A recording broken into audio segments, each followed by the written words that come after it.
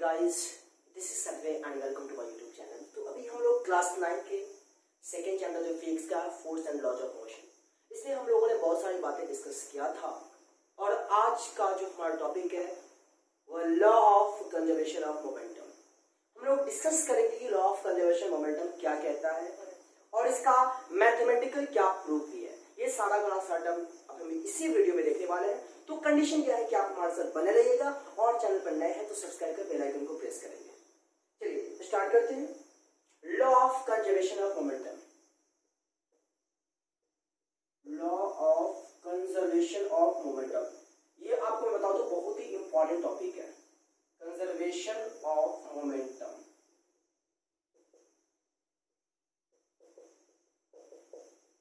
इसको शॉर्ट में हम लोग यह भी कह सकते हैं law of conservation of momentum. Short में हम ये भी कह सकते हैं। अब ये law of conservation of momentum क्या कहता है, जरा इसको हम लोग डिस्कस कर लेते हैं।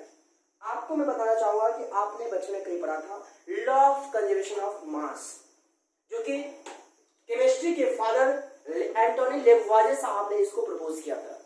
तो law of conservation of mass क्या था उसको डिस्कस कर लेते हैं, फिर हम लोग देखेंगे law of conservation of momentum. तो law of conservation of mass क्या कहता है कि जितना भी किसी भी कोई भी केमिस्ट्री का रिएक्शन हो, उस रिएक्शन में रिएक्टेंट में जितना मास आप लोगे उतना ही आपको मास प्रोडक्ट में मिलेगा। मतलब यहाँ पे क्या है, मास हमारा यहाँ पे कंजर्व है, मास क्या है, संरक्षित है। जैसे एग्जांपल के तौर पे मैं आपको बताना चाहूंगा कि अगर मान लो CaCO3 इसको हीट करेंगे तो मेरे को क्या बनेगा, CaO प्लस छोटू।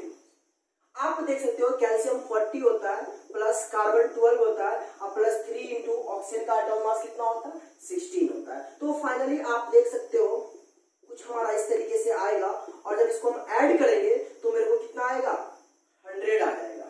ओके, ये 100 ग्राम होता है क्या, कैल्शियम कार्बोनेट। मतलब रिएक्टेंट में हमने कैल्शियम कार्बोनेट अगर 100 ग्राम लिया तो मेरे को प्रोडक्ट में क्या मिला, आइए देखते हैं।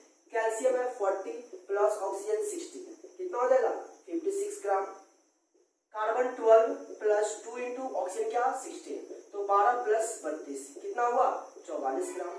तो फाइनली इसको जब इसको ऐड करोगे तो क्या आएगा, 100 ग्राम। तो अब आप जरा गौर फरमाओ, रिएक्टेंट भी 100 ग्राम और प्रोडक्ट भी 100 ग्राम। मतलब ओवरऑल करने का सेंस क्या है कि यहाँ पे हमारा मास कंजर्व है। ठीक ऐसा ही हम लोग को देखना है law of conservation of momentum. तो लॉ ऑफ कंजर्वेशन मोमेंटम क्या कहता है कि अगर कोई दो बॉडी किसी स्ट्रेट लाइन में जा रहा हो, मूव कर रहा हो और उसमें दोनों का स्पीड डिफरेंट हो, मास भी डिफरेंट हो गई, तो दोनों का स्पीड डिफरेंट हो, तो आफ्टर सम टाइम वो एक दूसरे को कोलाइड करेगा। जब कोलाइड करेगा तो कोलाइजन से पहले, कोलाइड करने से पहले टोटल मोमेंटम और आफ्टर कोलिजन टोटल मोमेंटम वो कंजर्व रहता है। आपने लॉ ऑफ कंजर्वेशन ऑफ मास में क्या देखा, रिएक्टेंट में जितना मास हमने लिया उतना ही मास हमको प्रोडक्ट में मिला। लेकिन लॉ ऑफ कंजर्वेशन मोमेंटम में क्या कहता है कि कोलिजन से पहले टोटल मोमेंटम और कोलिजन के बाद टोटल मोमेंटम वो हमेशा क्या होता है, कंजर्व होता है। बातें समझ में आई या नहीं आई? चलिए इसको हम डिस्कस करते हैं मैथमेटिकली, इसको इरेज कर देता हूं।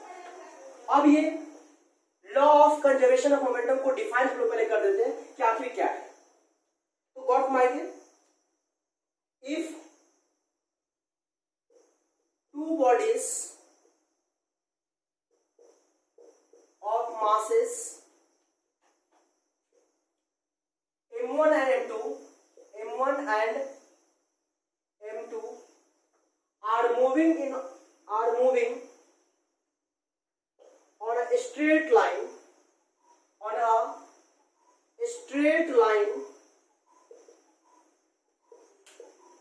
with different velocity, with different speed that is हम कह सकते हैं with different speed, then the total momentum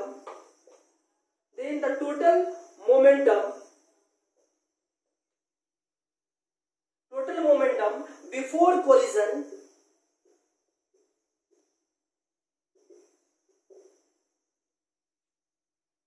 is equal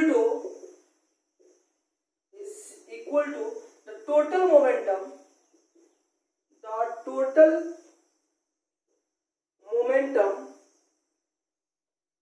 after collision.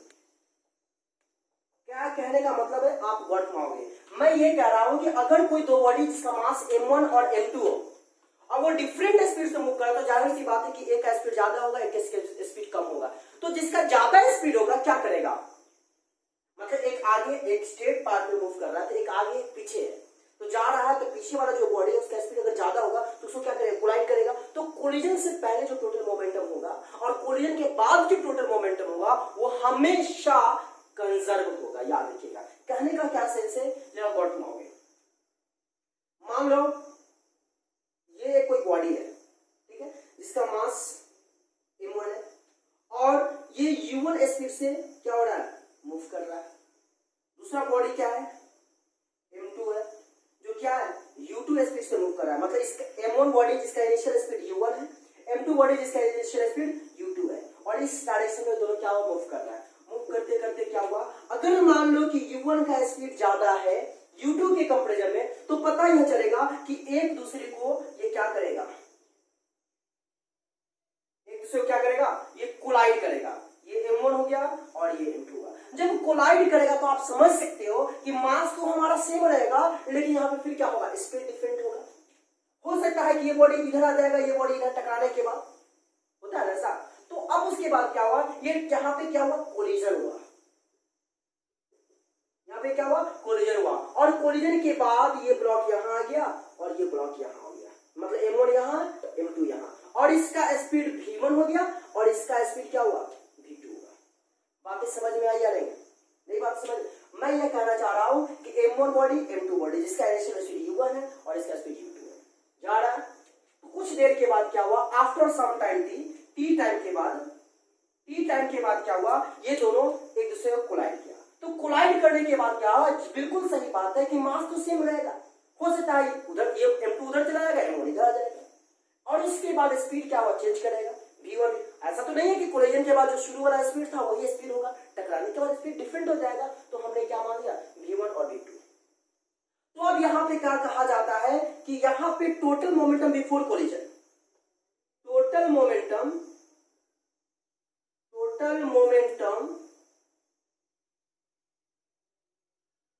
Before collision equal total momentum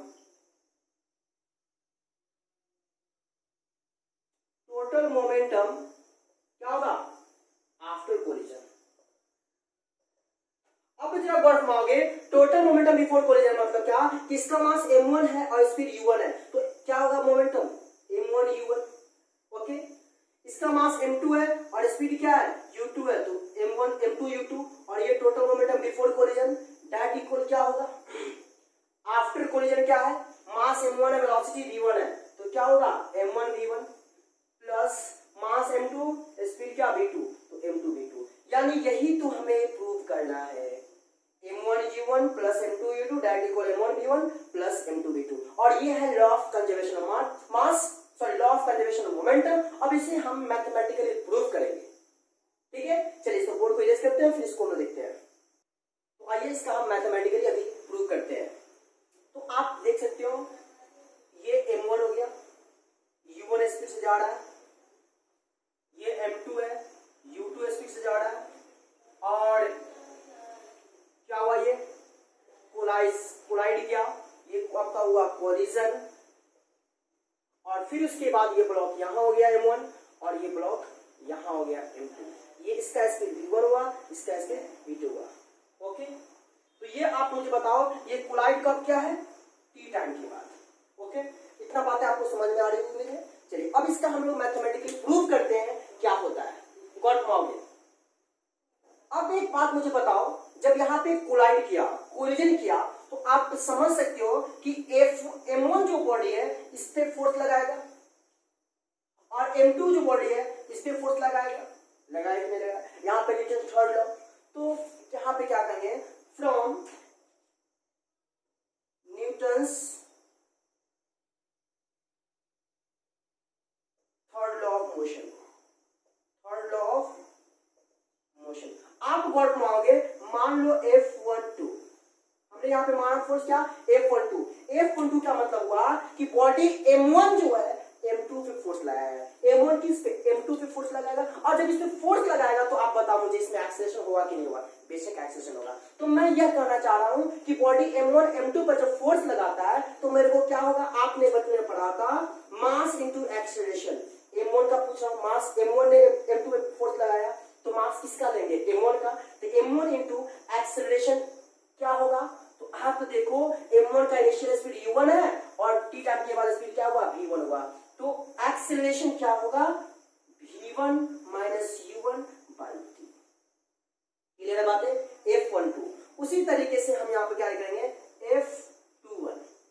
तो F21 क्या हुआ, सेकेंड बॉडी ने फर्स्ट बॉडी पे फोर्स लगाया, इसका मतलब है क्या कि force due to second body on first body. M2 into acceleration क्या होगा, M2 का initial speed u, t time के बाद इनिशियल फाइनल वेलोसिटी क्या, v2, तो क्या होगा v2 minus u2 by t। Clear बात है, ये तो आपका बॉडी M1 ने M2 पे फोर्स लगाएगा और ये क्या है, बॉडी M2 ने M1 पे फोर्स लगाएगा। क्लियर है, और according to Newton's third law के अकॉर्डिंग आप लोग बचपन में कहीं पढ़ा होगा, क्या होता है, न्यूटन्स थर्ड लॉ के अनुसार F12 जो होता है वो डेट इक्वल माइनस F21, हम लोगों ने बचपन में पढ़ा था। इक्वल एंड अपोजिट रिएक्शन, तो अपोजिट का मतलब हुआ साइन क्या होगा, निगेटिव हुआ, तो F12 हमारा क्या है, M1 into V1 minus U1 by T that equal M2 into V2 minus U2 by T। Clear है, और ये T से T आपका कैंसिल हो गया, साइन यहाँ माइनस है तो माइनस दे सकते हो। ओके, अब देखिए M1 V1 minus M1 U1 that equal minus M2 V2 minus minus plus M2 U2।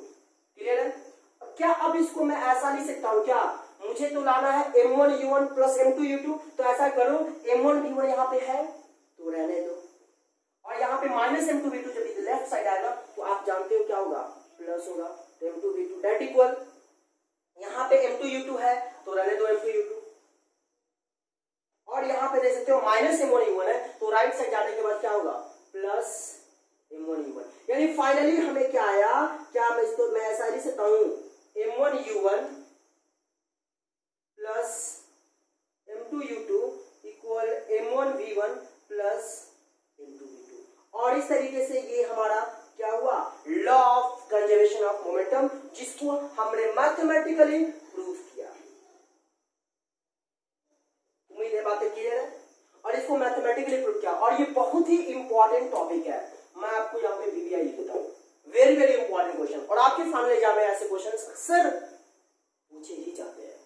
तो आशा करता हूँ आपको बातें क्लियर हुआ होगा, अगर क्लियर हुआ तो प्लीज दिल से वीडियो को लाइक करिए, दोस्तों को भी शेयर करिए, और साथ ही चैनल पर नए हैं तो सब्सक्राइब कर बेल आइकन को प्रेस कर दिए। फिर इसके बाद हम लोग नेक्स्ट वीडियो में देखेंगे इम्पल्स, ओके, क्योंकि इम्पल्स भी बहुत इंपॉर्टेंट टॉपिक है। इसका एग्जांपल मैं थोड़ा समझा देना चाहूंगा। आपने कभी देखा होगा कि विकेट कीपर जो होता है बॉल को पकड़ने के दौरान क्या होता है, अपने हाथों को पीछे करता है तो चोट नहीं लगता, क्यों, इम्पल्स के कारण। ये सारा टर्म हम लोग नेक्स्ट वीडियो में देखेंगे। तो आज इतना ही।